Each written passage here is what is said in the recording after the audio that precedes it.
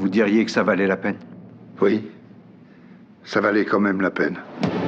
Homme à la tête de l'économie des nations et dépendant au sexe, Gérard Depardieu incarne Georges Devreau dans Welcome to New York.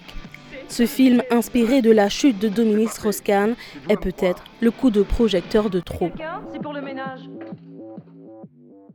On trouve que le film est quand même hyper à charge parce que vraiment dans le film c'est clair et net qu'il la viole et qu'au final il a été innocenté par la justice quand même et qu'au moins il pourra avoir le bénéfice du doute. Enfin, on peut pas faire un film où on accuse quelqu'un et on met quelqu'un dans la boue comme ça. S'il porte pas plainte, après ça sous-entendrait qu'il serait d'accord avec ça. Donc, il est obligé médiatiquement de porter plainte. De toute façon,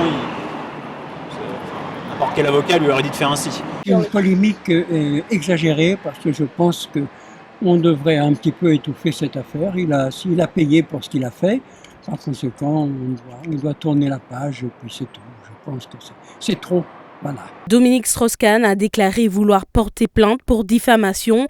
Néanmoins, le film est présenté comme une fiction et non un biopic. Pour certains, le droit à l'art mérite d'être respecté. Je pense pas que ce soit plus un acharnement. Je pense que c'est... ils veulent en faire un sujet général pour que même les personnes qui sont pas au courant sachent un peu cette histoire. Si le film contribue à sensibiliser les gens sur le fait qu'il y a des choses qui ne sont pas acceptables, tant mieux. Et après, que les intéressés trouvent que ça leur fait une mauvaise image,